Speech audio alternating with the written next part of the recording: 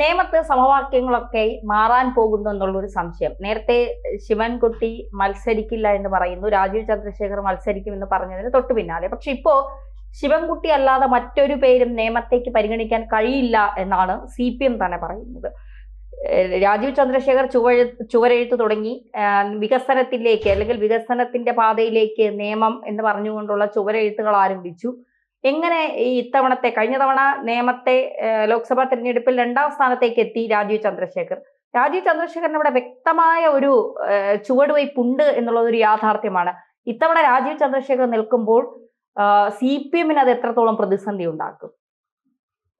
നിയമത്ത് ഈ പറയുന്ന പോലെ തീവാർന്ന മത്സരം വരും. കാരണം ഇതിനകത്ത് നമ്മൾ മനസ്സിലാക്കേണ്ടതെന്ന് പറഞ്ഞാൽ രാഷ്ട്രീയ സമവാക്യം മാറുന്നുണ്ട്.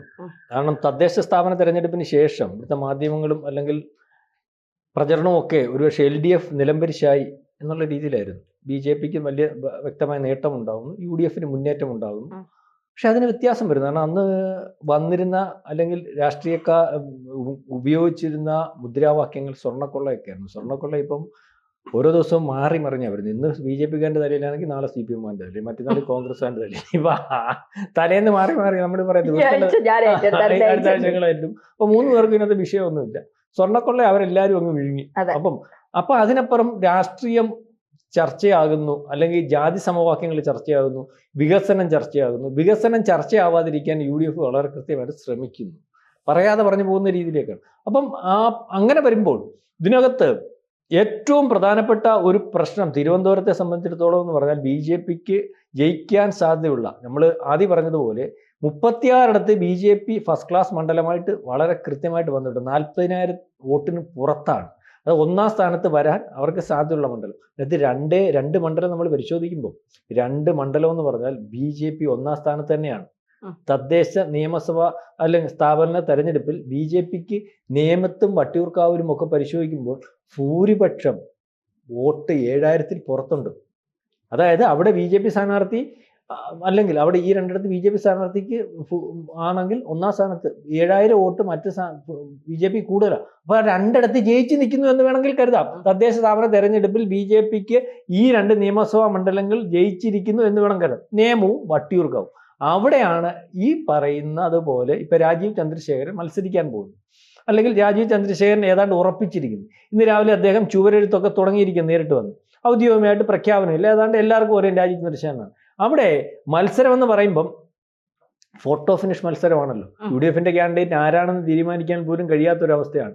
ഒരു പക്ഷേ ത്രികോണ മത്സരം എന്ന് പറയുമ്പോൾ 1ാം സ്ഥാനത്തിനും 2ാം സ്ഥാനത്തിനും വേണ്ടി മത്സരിക്കുന്ന ഒരു അവസ്ഥയിലേക്ക് ഇപ്പോഴേ കാര്യങ്ങൾ തീരുമാനിക്കാൻ പറ്റുന്ന ഒരു മണ്ഡലമായിട്ട് വരും. അത് 1ാം സ്ഥാനത്ത് BJP വരുമോ, 1ാം സ്ഥാനത്ത് CPM വരുമോ എന്നുള്ള രീതിയിലേക്കുള്ളൊരു തർക്കമേ ഉള്ളൂ. 3ാം സ്ഥാനത്ത് തന്നെ ആയിരിക്കും UDF വരുന്നത് എന്നുള്ള കാര്യത്തിൽ, നിയമത്തിന്റെ കാര്യത്തിലും വട്ടിയൂർക്കാവിന്റെ കാര്യത്തിലും ഒക്കെ ഇപ്പോഴേ ഏകദേശം നിരീക്ഷണം നടത്തുന്നവർക്ക് മനസ്സിലാകുന്ന ഒരവസ്ഥയാണെന്നാണ് എനിക്ക് മനസ്സിലാവുന്നത്.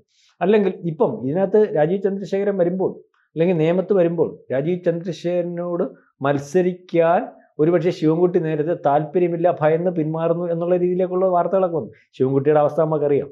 ശിവൻകുട്ടി ഈ പഴയ പോലീസ് മർദ്ദനങ്ങൾ കൊണ്ടും അല്ലെങ്കിൽ അസുഖവും നമ്മുടെ ഈ വിറയ്ക്കുന്ന അസുഖം, പാൻക്രിയ അങ്ങനെ കണ്ട അതിൻ്റെ പേര് എനിക്കറിയത്തില്ല, പേര് ശരീരം വിറയ്ക്കുന്ന അസുഖമുണ്ട്. അതുപോലെ ഷുഗർ വളരെ കൂടുതലാണ്. അതായത് ആരോഗ്യ പ്രശ്നം വലിയ വലിപ്പത്തിലുണ്ട്. ഒരുപക്ഷെ വളരെ കൃത്യമായിട്ട് ആരെങ്കിലും പിടിച്ചുകൊണ്ടല്ലാതെ നടക്കാൻ പറ്റാത്ത രീതിയിലുള്ള ഒരു അവസ്ഥയിലേക്കാണ് കാര്യങ്ങൾ പോകുന്നത്.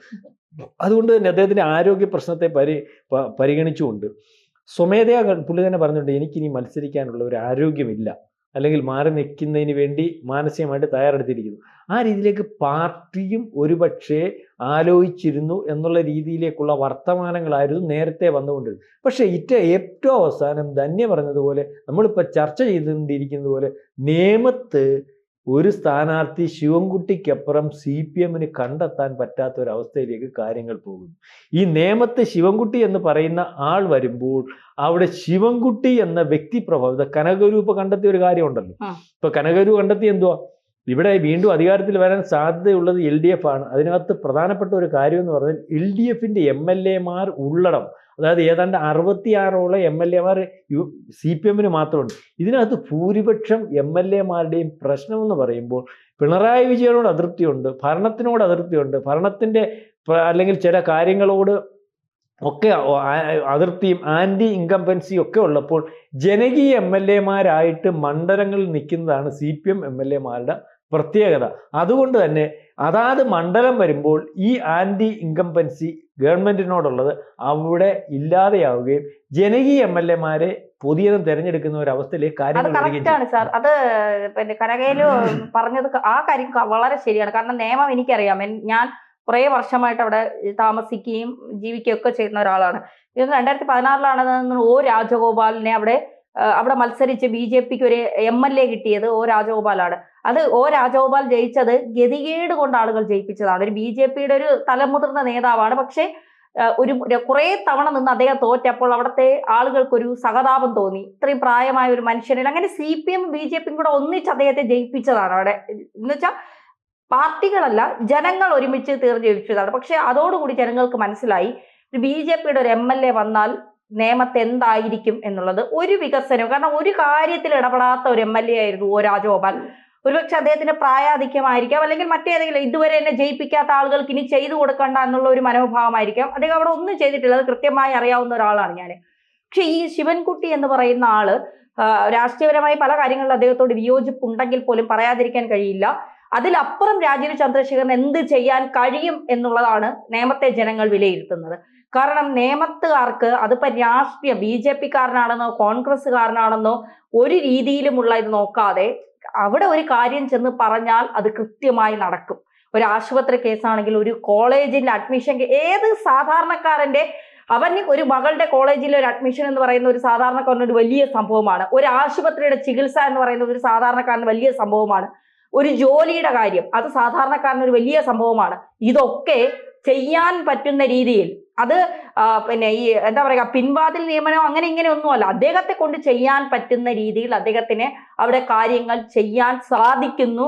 അത് ജനങ്ങളെ ഒപ്പം ചേർത്തെടുത്താൽ നീ BJPക്കാരനാണ്, നീ പൊക്കോ, നിനക്കൊരു കാര്യം ഇവിടെ ചെയ്യില്ല, അങ്ങനെ ഒരു ഇതില്ല, എന്നെ കൊണ്ട് എന്ത് ചെയ്യാൻ പറ്റും അത് അദ്ദേഹം ചെയ്തു കൊടുക്കും. അതുകൊണ്ടാണ് അവിടെ ശിവൻകുട്ടിയെ ജയിപ്പിക്കാൻ BJPക്കാരും പ്രവർത്തകരും CPMലെ പ്രവർത്തകരും ഒരുമിച്ച് നിൽക്കുന്നതിന്റെ ഏറ്റവും വലിയ ഉദാഹരണം അതാണ്. അദ്ദേഹം വരുമ്പോൾ നമുക്ക് ചെന്ന് പറയാൻ, ഇപ്പൊ തിരുവനന്തപുരം മേയർ രാജേഷ് വന്നപ്പോൾ നമുക്ക് ധൈര്യമായി കോർപ്പറേഷനിലേക്ക് പോകാമെന്ന് പറയുന്ന ഒരുപാട് അമ്മമാരെ ഞാൻ ഇത്തവണ വീട്ടിൽ ലീവിന് പോയപ്പോൾ കണ്ടായിരുന്നു.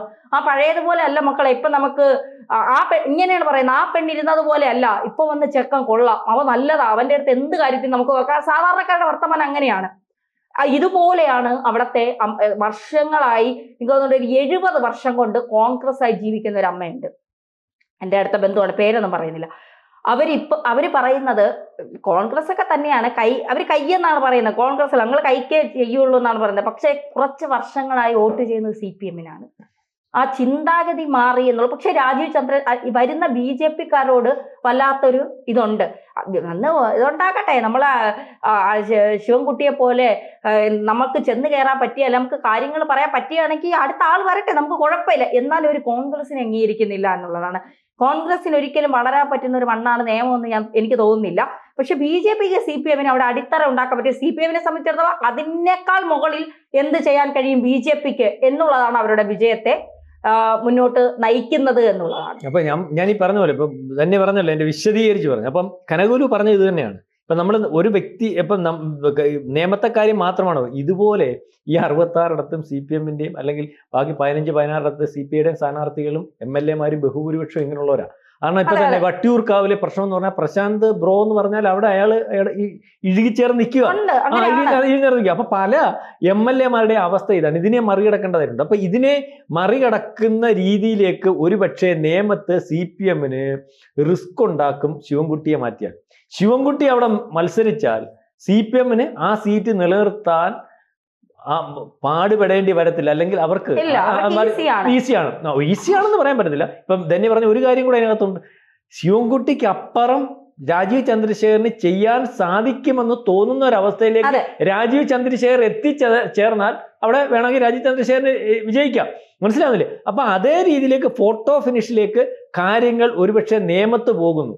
അതായത് നമ്മൾ ഈ പറയുമ്പം അടുത്ത പ്രാവശ്യവും എല്ലാവരും പറയുമ്പോൾ LDFന് അധികാരത്തിൽ വരാനുള്ള ഒരു സാധ്യത എന്ന് പറഞ്ഞാൽ ഇതാണ്.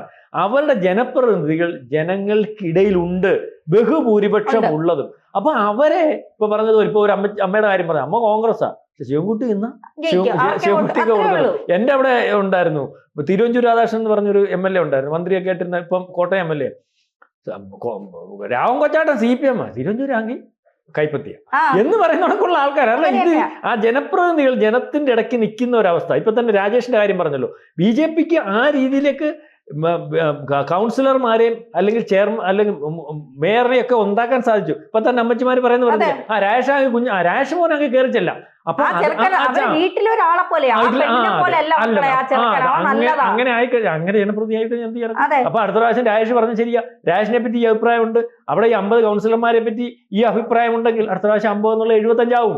അപ്പം ഈ രീതിയിലേക്ക് തിരുവനന്തപുരത്ത് ഇപ്പൊ നേമത്ത് മത്സരിക്കുമ്പോൾ ഒരുപക്ഷെ BJP MLA ഉണ്ടാകുമോ, CPM ഭരിക്കുമോ എന്നുള്ള രീതിയിലേക്ക് നമ്മൾക്ക് ഫോട്ടോ ഫിനിഷിലേക്ക് കാര്യങ്ങൾ പോകുന്നു. അതായത് നേമം പിടിക്കാൻ സാധിക്കും, 7000 വോട്ട് BJPക്ക് അവിടെ കൂടുതലാണ് എന്ന് പറഞ്ഞ് രാജീവ് ചന്ദ്രശേഖർ അവിടെ ഇറങ്ങുമ്പോൾ വീണ്ടും CPM ഒരു പരീക്ഷണത്തിന് അല്ലെങ്കിൽ വേറൊരാളെ അവിടെ മാറ്റി തീരുമാനിച്ചാൽ ജനം ഒരുപക്ഷെ ആ ശിവൻകുട്ടി അല്ലല്ലോ എന്നാ ഇപ്രാവശ്യം BJPക്ക് ചെയ്തേക്കാം എന്നുള്ളൊരു കാര്യം വരുമോ എന്ന് കണ്ട്